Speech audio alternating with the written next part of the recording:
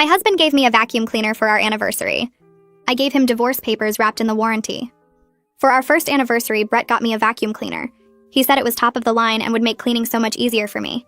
For my birthday, he bought me a steam mop. Christmas brought a new washing machine because the old one took too long and his shirts weren't getting clean enough. Valentine's Day was a set of organizing bins for the pantry so I could find ingredients faster when cooking his meals. Every special occasion, every celebration, another household item wrapped in a bow. His gifts to himself, meanwhile, were different. A new gaming computer, season tickets to see his team, that motorcycle he'd always wanted, expensive whiskey collections. But for me, always something to make my housework more efficient. His mother thought it was wonderful. "Brett's so practical," she'd say. "He knows what you really need." His friends agreed. "You're lucky he pays attention to what would help around the house." Even my own sister said I was being ungrateful when I complained. At least he remembers occasions. So when our 5th anniversary approached, I knew exactly what was coming. I'd heard him on the phone with his brother. "Yeah, I'm getting Emma one of those robot vacuums. She'll love not having to vacuum anymore. Except I'd still be the one emptying it, cleaning the brushes, troubleshooting when it got stuck. Just like I maintained all his previous gifts. But this year, I was ready. 3 weeks before our anniversary, I started my plan. I opened a separate bank account and moved half our savings into it. I hired movers for a specific date. I found an apartment across town, and I started documenting everything. Not for court or social media, but for one very specific purpose. The morning of our anniversary, Brett was practically bouncing with excitement. We were having dinner at his parents' house to celebrate. The whole family would be there. "I got you something amazing this year," he kept saying. "Something that'll change your life." That afternoon, while Brett was at work, I executed everything. The movers came and took exactly half of everything.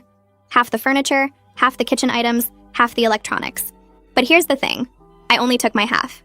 Every single household gift he'd ever given me stayed behind. The vacuum, the mop, the washing machine, the organizing bins, the slow cooker, the air fryer, the carpet cleaner. All of it, right where it belonged. In his house. I also left him a gift. 5 presents, actually, wrapped beautifully and placed on the dining room table. Each one labeled with a year of our marriage. Then I went to his parents' house early. His mother let me in, chattering about how excited she was to see what practical gift Brett had chosen this year. The whole family was gathering. His brother Kevin, his sister Amy, his parents, his aunt and uncle, his 3 cousins, even his best friend Rick was there. Brett arrived at 6, carrying a large box wrapped in silver paper. The robot vacuum, right on schedule. "Where's Emma?" he asked, looking around. "I'm right here," I said, walking in from the kitchen. "But before you give me your gift, I have something for you. It's at the house. I left you 5 presents on the dining room table." Brett looked confused but intrigued. 5 presents? "One for each year of our marriage," I explained. "I thought it was time I gave you something as practical as what you've been giving me." His mother clapped. "How thoughtful." "Brett, you should open them now. We can wait for dinner." Brett called his brother to drive him home since he'd been drinking. 20 minutes later, my phone started exploding with texts. But I didn't need to read them. I knew what he'd found. The first box contained divorce papers. The second box held a list of every household gift he'd given me, with the hours I'd spent using and maintaining them calculated out. 2,847 hours over 5 years. The third box had printed screenshots of his purchases for himself during our marriage. $73,000 on hobbies and toys. The fourth box contained a single key, the key to the apartment he no longer knew I'd rented. The fifth and largest box held a note. "Happy anniversary, Brett. I've left you all the gifts you gave me over the years. Now you can discover how much easier they make your life. The vacuum is in the closet. The mop is in the laundry room. The washing machine is all yours. The organizing bins are ready for you to fill. Every practical thing you thought I needed is now exactly where it belongs. With you. Enjoy maintaining them yourself." His family was staring at me in stunned silence when Brett burst back through the door, Kevin trailing behind him. His face was bright red and he was breathing like he'd run up a flight of stairs. His phone was gripped, so tight in his hand that his knuckles looked white. Kevin stood behind him looking like he wanted to be anywhere else in the world. The whole family just stared at me, then at Brett, then back at me again. Nobody seemed to know what to say. Brett's mother finally broke the silence and asked what on earth was going on. Brett lost it. He started yelling about how I'd moved out while he was at work, about how I'd left him divorce papers wrapped up like a present, about how I'd taken half of everything and abandoned him on our anniversary. The room exploded with noise. His aunt gasped. His cousins started talking all at once. His mother put her hand over her mouth. I stayed right where I was on the couch. My heart was pounding so hard I could feel it in my ears, but somehow I felt really calm on the outside. Brett kept waving his phone around, probably showing them pictures of the empty house and the boxes I'd left on the table. His mother turned to look at me with this expression like I'd just kicked a puppy. She asked me how I could do something so cruel to her son. I told her I'd left Brett exactly what he'd been giving me for 5 years, practical items he needs to maintain his household. She jumped right in to defend him. She said Brett had always been so thoughtful and generous with his gifts, that he really cared about making my life easier. But while she was talking, I noticed Amy watching me from across the room. She had this weird look on her face, not angry or shocked like everyone else, more like she was thinking really hard about something. Brett started demanding answers. He wanted to know how I could humiliate him like this in front of his entire family. I pointed out that he was the one who insisted we have our anniversary dinner here with everyone present. I would have been perfectly happy to handle this privately. But he made it public by bringing me here, so he could show off his latest practical gift in front of everyone. That seemed to make him even more mad. Rick stood up quietly and headed for the door. He mumbled something about needing to go and practically ran out of the house. Brett's father cleared his throat and suggested that maybe everyone should calm down. He said we should discuss this like rational adults. But Brett was too worked up to listen. He kept asking me over and over how long I'd been planning this betrayal. When did I decide to stab him in the back? How could I be so sneaky and dishonest? I pulled out my phone and told everyone I had a spreadsheet. It showed every single gift Brett had given me over 5 years. Right next to it was every gift he'd bought for himself during the same time. I offered to show it to anyone who wanted to see. Amy suddenly said she'd like to see it. Her mother shot her this really sharp look, but Amy just ignored it and kept looking at me. Brett's mother jumped back in. She said that providing for a household is what marriage is all about. That I should be grateful Brett thought about making my responsibilities easier. That a good wife appreciates practical help. I looked right at her and said that a husband should be a partner, not a boss who assigns his employee more efficient tools to do her job as his unpaid housekeeper. The room got really quiet after that. Kevin tried to step in and mediate. He said maybe everyone should take a break. Talk about this tomorrow when people weren't so emotional. But Brett spun around and got right in his brother's face. He asked Kevin whose side he was on. Was he really going to let me get away with this? Kevin looked miserable. He mumbled something about not taking sides and stared down at the floor. Amy stood up. She announced that she wanted to hear more about the 2,847 hours I'd calculated. She said that number seemed really significant and she was curious about it. Her husband reached over and tried to shush her. He told her this wasn't the time, but Amy shook him off and told him she wanted to know. She sat back down and crossed her arms, waiting for me to explain. So I walked them through my methodology.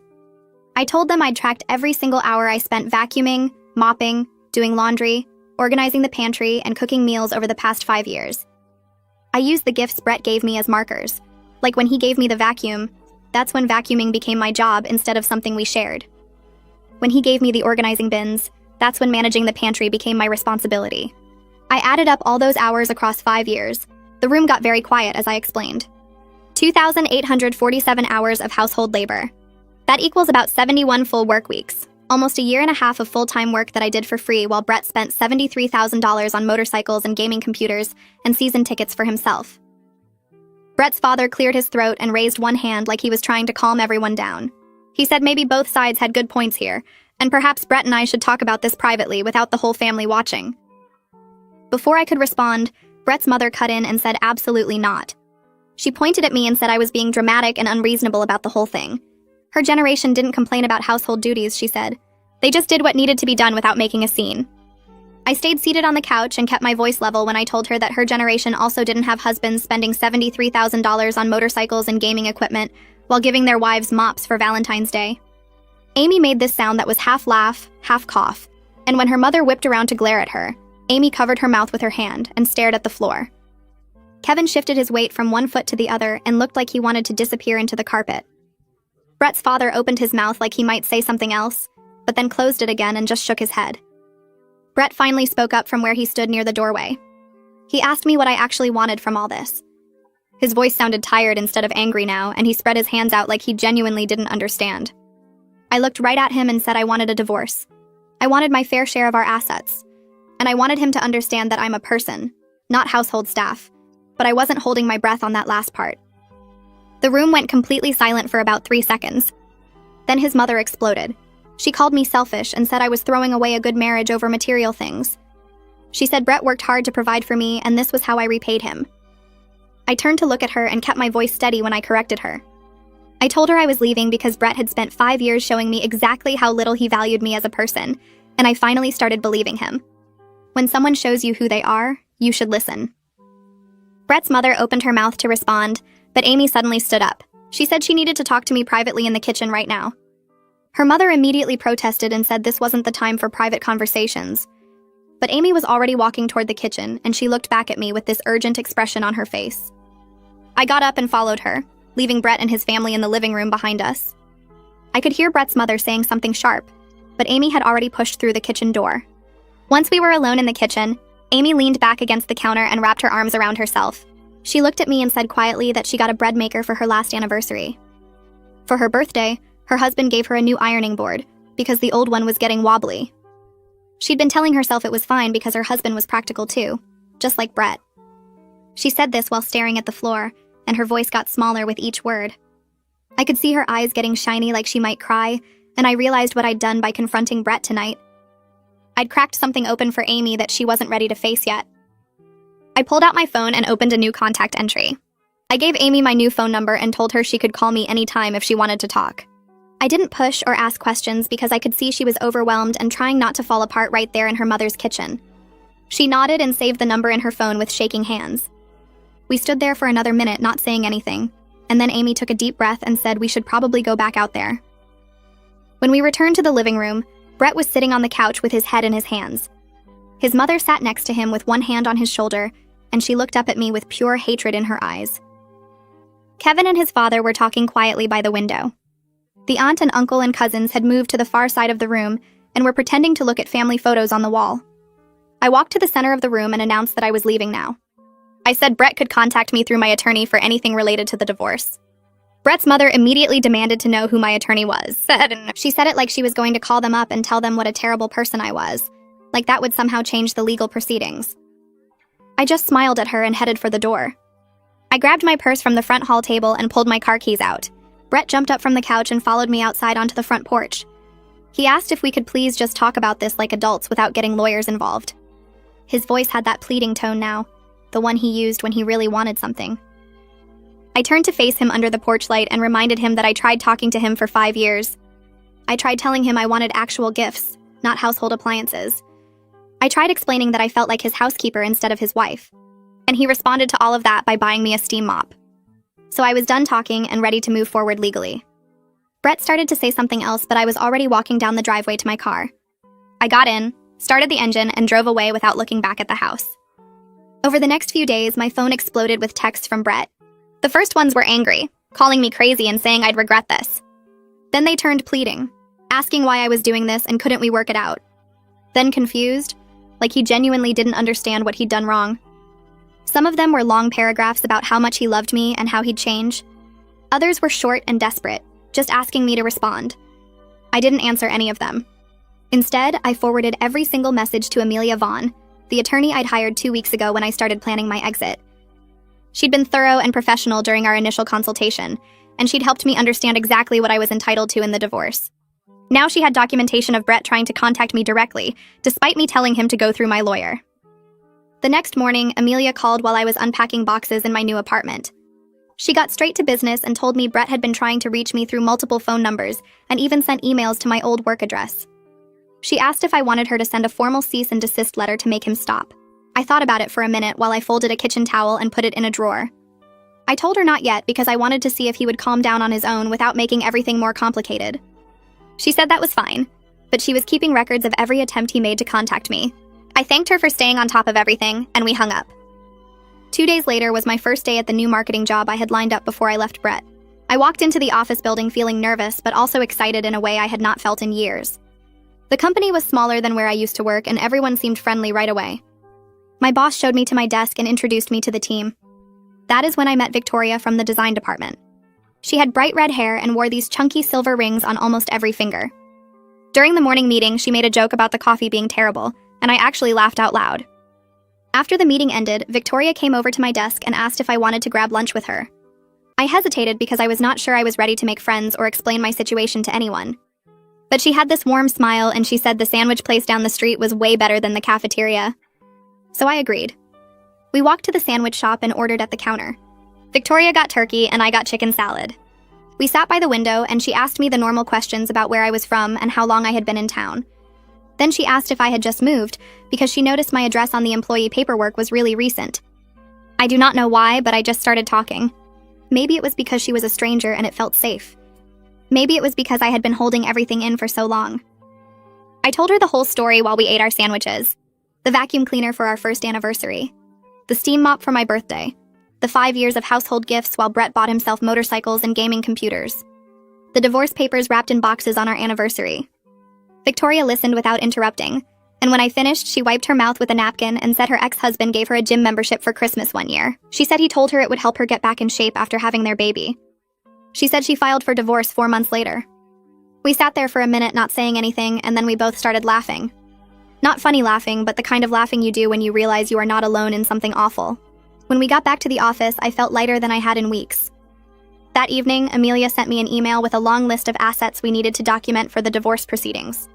I opened the attachment and stared at all the categories: retirement accounts, stock options, investment portfolios, property values. I realized I had no idea what Brett actually made or what accounts he might have. For 5 years, I managed the household and paid the bills from our joint checking account while Brett handled everything else.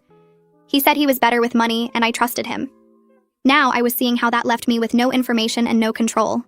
I spent the next 3 hours going through old bank statements and credit card bills that I could still access online.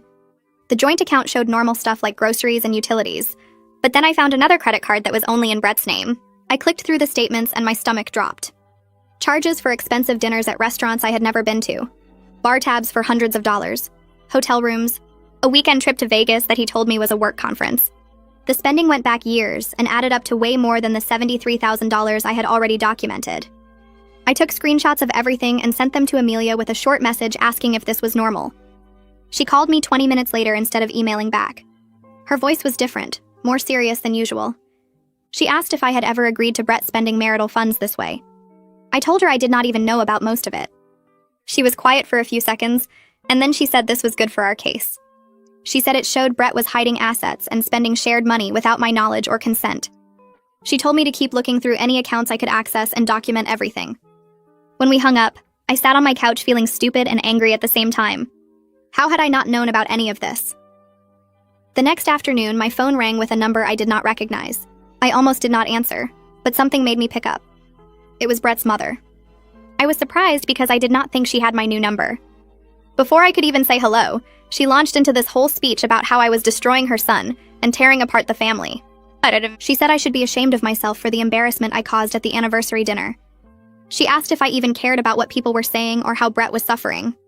I let her talk without interrupting. She went on for probably 5 minutes, her voice getting higher and more upset. When she finally stopped to take a breath, I said very calmly that Brett destroyed our marriage by treating me like an appliance instead of a wife. I said if the family was embarrassed, they should ask themselves why they encouraged his behavior for 5 years.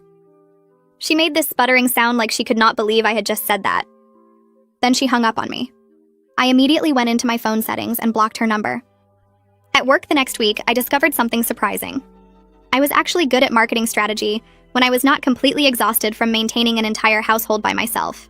My boss asked me to look at a campaign proposal and give my thoughts. I spent an hour reviewing it and wrote up a detailed analysis with suggestions for improvement. When I sent it to him, he came to my desk 15 minutes later and said my ideas were exactly what the campaign needed. He said he was impressed with my strategic thinking. I felt this little spark of pride that I had not felt in years. That Friday, Victoria stopped by my desk and asked if I wanted to come to her book club that night. I almost said no automatically. For 5 years, I always rushed home after work to make dinner and do laundry and keep the house running. But then I realized I had no reason to rush home anymore. My apartment was small and clean, and there was no one waiting for me to cook their meal. So I told Victoria yes. That evening, I sat in a living room with 5 women I did not know. We drank wine from actual wine glasses, not the cheap ones Brett always bought. We talked about a novel I had actually had time to read over the past week.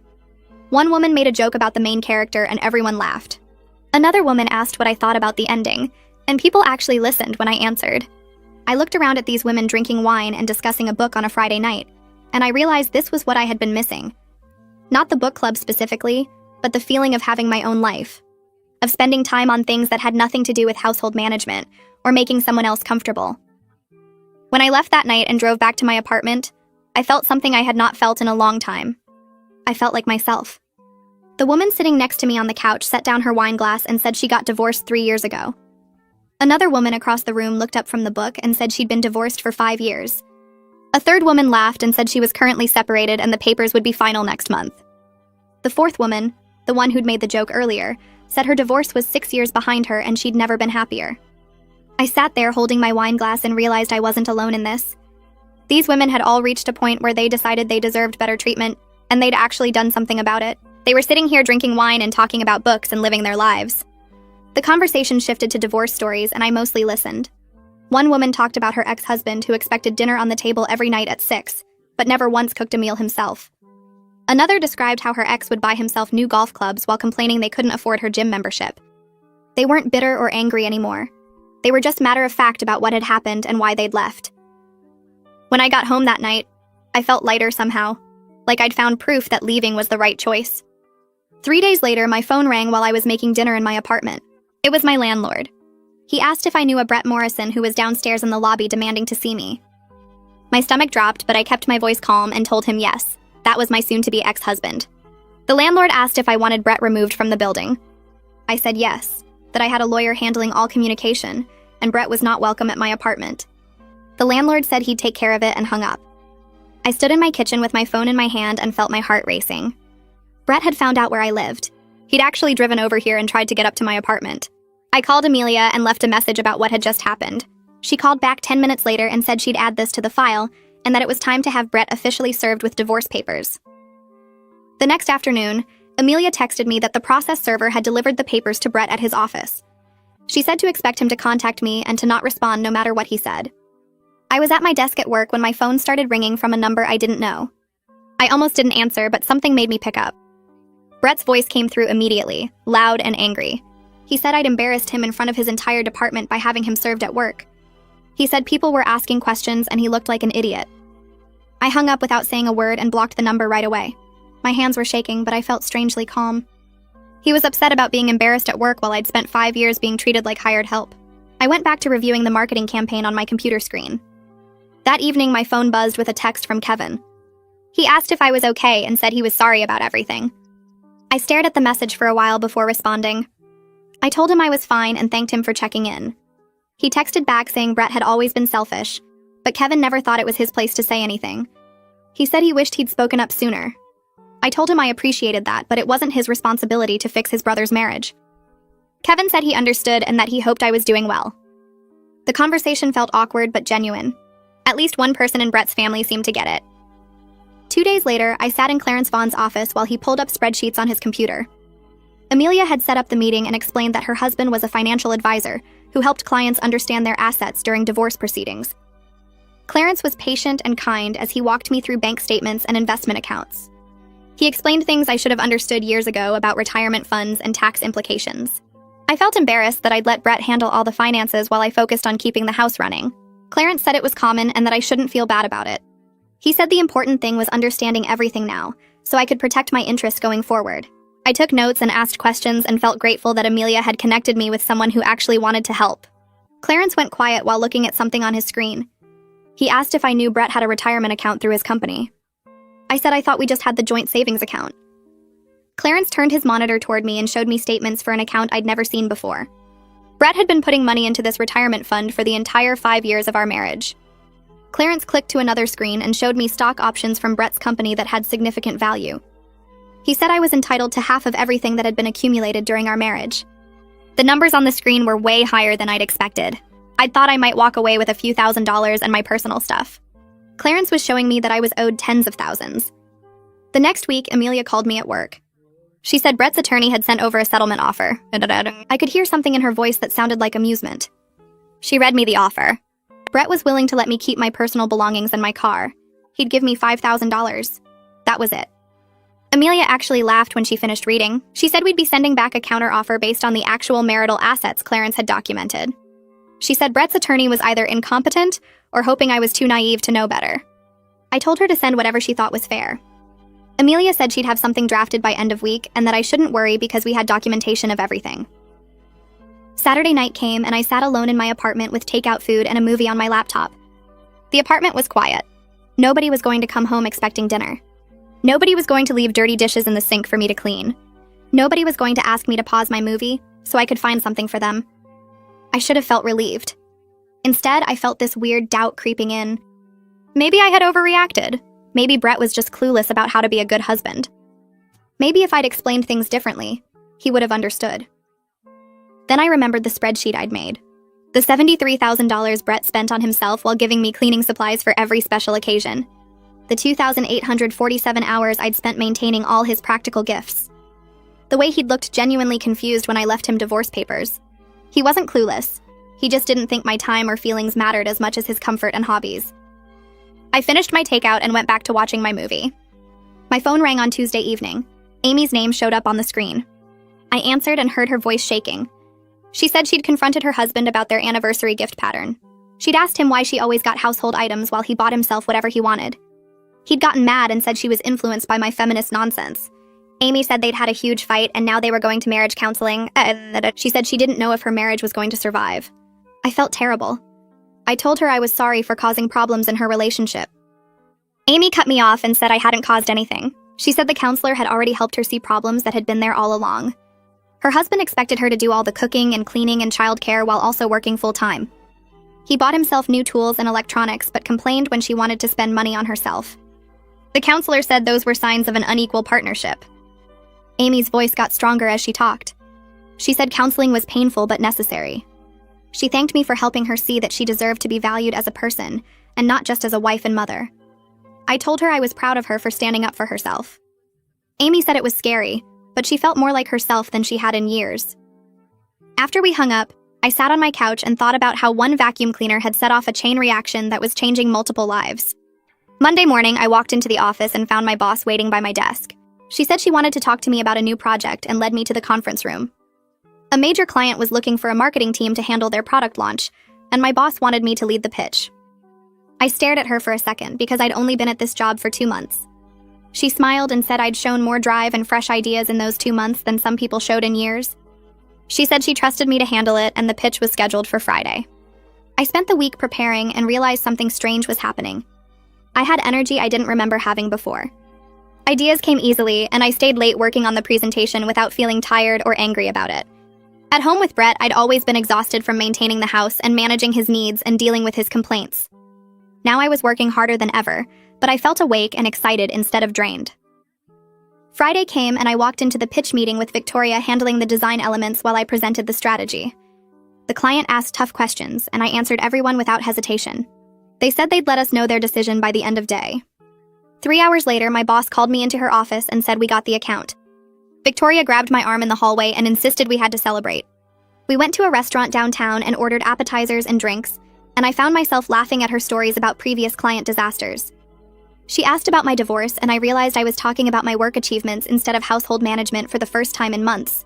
The whole evening felt light and easy, and I drove home thinking about the next phase of the campaign, instead of wondering what mess would be waiting for me. Tuesday morning, Amelia forwarded me an email from Brett's attorney. Brett wanted to try marriage counseling before finalizing the divorce. The email said Brett recognized there were problems, and he was willing to work on them if I'd give him another chance. Amelia's note at the top asked what I wanted to do. I wrote back that counseling would have been great 5 years ago when I first started complaining about the vacuum cleaner and the steam mop. Now I was done talking and ready to move forward with the divorce. Amelia responded within minutes saying she'd send that message to Brett's attorney in more professional language. Thursday afternoon, I was in a meeting reviewing campaign materials when the receptionist called my extension. She said there were people in the lobby demanding to speak with me about a personal emergency.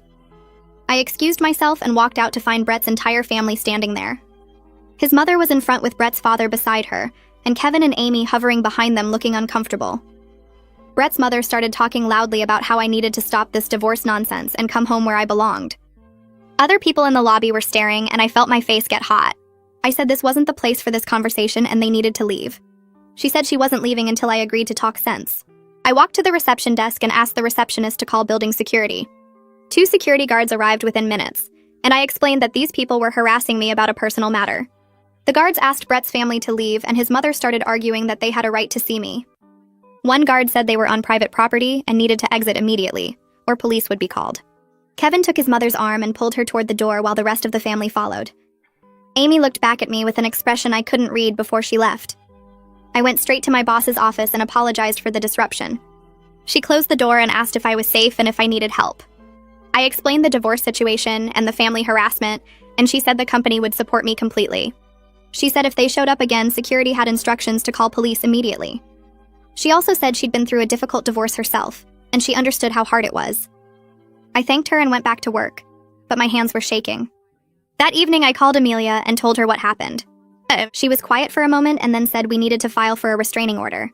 She said the workplace confrontation, combined with all the previous contact attempts and Brett's mother's blocked calls, created a pattern of harassment. She said she'd have the paperwork ready by tomorrow and we'd go to the courthouse. Friday afternoon, we sat in front of a judge while Amelia presented a folder of documentation. Every text from Brett, every call from his mother, every attempt to contact me at home and work, all of it printed out and organized by date. The judge read through it and asked if Brett's family had been informed that I wanted no contact. Amelia said yes and showed the judge copies of her letters to Brett's attorney stating I would only communicate through legal counsel. The judge granted a temporary restraining order requiring Brett and his entire family to stay at least 500 feet from my home and workplace. Brett's attorney called Amelia later that day, and she said he was furious. She told me he'd accused us of trying to manipulate the court, and she'd calmly explained that we were protecting me from harassment that his client's family was committing. The following week, I found a letter in my mailbox at the apartment. It was from Brett's aunt, the one who'd been at the anniversary dinner. She said she'd been thinking about what I said that night about being treated like household staff instead of a partner. She said she was sorry for not speaking up because she'd always thought Brett's gift choices were thoughtless, but she'd convinced herself it wasn't her business. She said watching me walk away that night had made her think about her own marriage and the things she'd been accepting for years. She wasn't excusing Brett's behavior, but she wanted me to know that at least one person in his family understood why I left. I read the letter twice and then put it in a drawer. It was kind of her to reach out, but it didn't change anything about my decision. 3 weeks later, I sat in a conference room at Amelia's office for the divorce mediation session. Brett and his attorney were on one side of the table, and Amelia and I were on the other. Brett looked terrible. He'd lost weight and had dark circles under his eyes, and his shirt looked wrinkled like he'd slept in it. Part of me felt bad seeing him like that until he opened his mouth.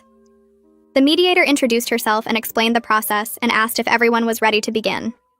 Brett's attorney said they were ready, and Amelia said we were too. The mediator turned to Brett and asked him to start by explaining his perspective on the marriage and what he thought was fair. Brett leaned forward and asked if I was really going to destroy him financially over some household gifts. His voice was angry and bitter, and I felt Amelia tense beside me. I said calmly that I wasn't destroying anyone. I was claiming my legal share of marital assets, and if he felt destroyed, it was because he'd spent 5 years taking me for granted while spending our money on himself. His attorney put a hand on Brett's arm and whispered something, but Brett ignored him. The mediator asked Brett to explain what he meant about household gifts, and he said he'd been trying to be a good husband by helping me be more efficient with household tasks. He said he'd spent good money on quality appliances that made my life easier, and he didn't understand why I was so angry about it. Amelia kicked me under the table because I'd started to smile at the absurdity of what I was hearing. Brett genuinely seemed to believe that buying me cleaning supplies while he bought himself motorcycles and gaming equipment was him being helpful. The mediator asked if he understood that his wife might have wanted different kinds of gifts for special occasions, and Brett said he'd been practical and focused on what we actually needed. I couldn't stay quiet anymore, and said what we'd actually needed was a partner who valued me as a person, instead of as unpaid household staff. Brett's attorney jumped in and suggested we take a short break, but the mediator said we should continue. She turned to Brett and asked what he thought a fair settlement would be. Brett said I should take my personal items and my car, and we'd call it even since he'd paid most of the bills during our marriage. Amelia opened her folder and calmly pulled out documentation, showing I'd contributed equally to household income for the first 3 years of our marriage. She showed bank statements and pay stubs and tax returns all organized by year. Then she showed the mediator the email from Brett asking me to go part-time so I could handle more of the housework and cooking. She showed my reduced paychecks after that, and calculated the income I'd given up at Brett's request. The mediator studied the documents and asked Brett's attorney if he'd seen this information before. He admitted he hadn't, and looked at Brett with an expression that suggested they'd be having words later. Amelia started pulling out more documents, showing the mediator the breakdown of household contributions and financial disparities, but Brett kept shaking his head and insisting he'd been responsible with money and thoughtful about gifts.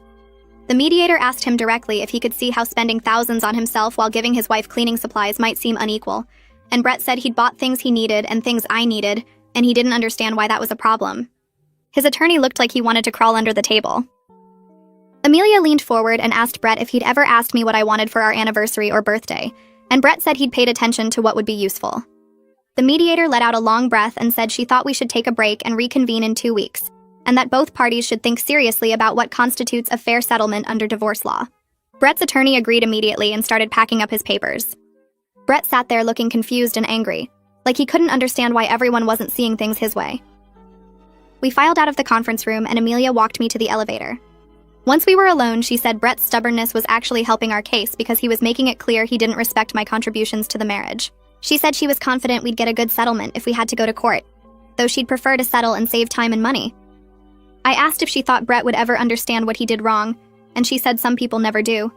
But that wasn't our problem anymore. The elevator doors opened and I stepped inside, feeling drained but also oddly relieved that the mediation had gone so badly for Brett. 2 days later, I was having coffee with Victoria at our usual place downtown, telling her about the mediation disaster. She was laughing at Brett's insistence that he'd been practical when Rick walked in and spotted us. He hesitated by the door and I saw him considering whether to leave, but then he walked over and asked if he could join us for a minute. I was wary, but Victoria looked interested, so I said okay. Rick sat down and immediately started apologizing for not speaking up sooner about how Brett treated me. He said he'd watched it happen for years, and felt terrible that he never said anything. Victoria excused herself to take a phone call, probably sensing Rick wanted to talk privately. Rick admitted he'd always thought Brett's gift choices were jokes at first, like Brett was being funny by getting me a vacuum. Then he realized Brett was completely serious and didn't know how to say anything without destroying their friendship. He said Brett is a mess now, barely functioning at work, calling Rick at all hours asking what he did wrong. Rick looked genuinely upset and said he hoped I knew I did the right thing even though it was hard. I told him I appreciated him saying that, and I understood why he hadn't spoken up before. Rick said Brett had always been kind of oblivious about other people's feelings, even back in college, but Rick thought marriage would change him. He finished his coffee and left, and Victoria came back asking what that was about. I explained, and she said it was big of Rick to apologize, and maybe some of Brett's friends were finally seeing him clearly. The second mediation session 2 weeks later felt completely different from the first. Brett's attorney must have had a serious talk with him because Brett walked in looking sullen but resigned. His attorney started by saying they were ready to negotiate seriously and work through asset division with actual numbers. Brett didn't say much, just nodded when his attorney asked him questions and looked at the table most of the time. The mediator seemed relieved and pulled out the asset list Amelia had prepared. We went through everything methodically: the house, the cars, the bank accounts, the retirement funds, the stock options. Brett's attorney tried to argue that the stock options shouldn't count as marital assets, since they were from Brett's job, but Amelia calmly explained that anything earned during the marriage was marital property. The mediator agreed and we kept going. It took 3 hours, but we finally reached a settlement where I got half of all marital assets, including the retirement account and stock options. Plus, Brett had to refinance the house to buy out my equity share. It was fair and reasonable, exactly what the law said I was entitled to. I felt relieved even though Brett looked like he was swallowing glass every time he agreed to something. His attorney kept shooting him warning looks whenever Brett seemed like he might object. When we finished, the mediator said she'd draft the settlement agreement and we could sign it next week. Amelia shook hands with Brett's attorney and we left. The following week, we met to sign the settlement agreement. Brett's attorney had him sign first, and then it was my turn. My hand shook a little as I wrote my name, but I felt good about it. This was fair, this was right. Brett asked if he could speak to me privately for a minute after we finished, and Amelia immediately said that wasn't a good idea.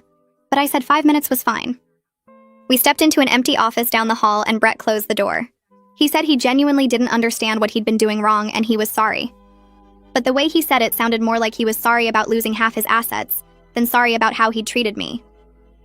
I stood there waiting to see if he'd say anything else, anything that showed real understanding, but he just kept talking about how he'd thought he was being a good husband by being practical. I told him I hoped he learned something from this for his next relationship, and I meant it. He deserved a chance to grow even if it was too late for us. Brett asked if there was any chance we could try again someday, maybe after some time apart, and I told him no. That ship had sailed. But I did wish him well in figuring out how to be a better partner. He looked sad but nodded and opened the door. Amelia was waiting in the hallway and we left together. 6 months after I left those wrapped boxes on our dining room table, I stood in a courtroom watching a judge sign the final divorce papers. The whole process had taken half a year of paperwork and waiting and legal procedures, but now it was done. I felt a weight lift that I didn't fully realize I'd been carrying. The judge handed the papers to the clerk and said we were officially divorced. Brett wasn't even there. His attorney had handled everything. I walked out of the courthouse with Amelia, and she congratulated me on starting my new life. I thanked her for everything she'd done, and she said I'd made it easy by being organized and reasonable. We said goodbye on the courthouse steps, and I drove to my apartment, windows down, music playing, feeling free. That evening, Victoria came over with a bottle of wine and helped me hang the expensive piece of art I'd bought to celebrate my divorce. It was a painting of a woman standing alone on a cliff overlooking the ocean, and it served no functional purpose except making me happy when I looked at it. We stood back admiring it, and Victoria said it was perfect. I poured us both wine, and we toasted to new beginnings, to being valued, to choosing ourselves. The apartment was small, but it was mine, filled with things I'd chosen because I liked them, not because they made housework easier. Victoria asked what I was going to do next, and I said I was just going to keep living my life, working, making friends, being happy.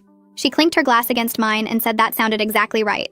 2 weeks later, my phone rang while I was unpacking books in my apartment, and Amy's name appeared on the screen. I answered and heard her voice crack as she told me she and her husband were separating. She sounded sad but also lighter somehow, like she'd been holding her breath for years and finally let it out. She said she was moving into her own place next month and figuring out who she was outside of being someone's wife and mother. Then she thanked me for what happened at the anniversary dinner. Said watching me stand up for myself gave her the courage to look at her own marriage honestly. I told her I was proud of her and she could call me anytime. And after we hung up, I sat on my couch surrounded by half-unpacked boxes and felt grateful that something good came from that terrible night. At work the following week, my boss called me into her office and I walked in nervous, wondering what I'd done wrong. Instead, she told me I was promoted to senior marketing strategist with a big raise. She said I'd shown incredible growth and leadership in the months since I started, that my ideas were sharp and my execution was flawless.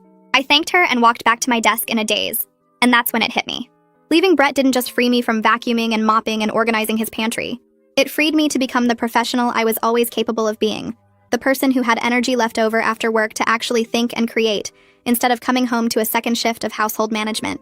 6 months after the divorce was finalized, I met Victoria and some other friends for dinner at a new restaurant downtown. We were laughing about something when one of the women asked if I was dating yet. I laughed and said I was too busy enjoying my own company and building my career, but maybe someday when I met someone who saw me as a partner instead of a household manager. Everyone nodded and the conversation moved on, and I realized I meant it. I wasn't lonely or bitter. I was just content being myself for the first time in years. On what would have been our 6th anniversary, I sat in my apartment surrounded by art and books and plants I'd chosen because they made me happy. The walls held paintings that served no purpose except beauty. The shelves were full of novels I actually had time to read. My phone buzzed with a text from Brett that just said I'm sorry, and I stared at it for a minute before setting my phone down without responding. I'd already moved forward into a life I was building for myself, and there was nothing left to say to someone who only understood what he'd lost after it was gone.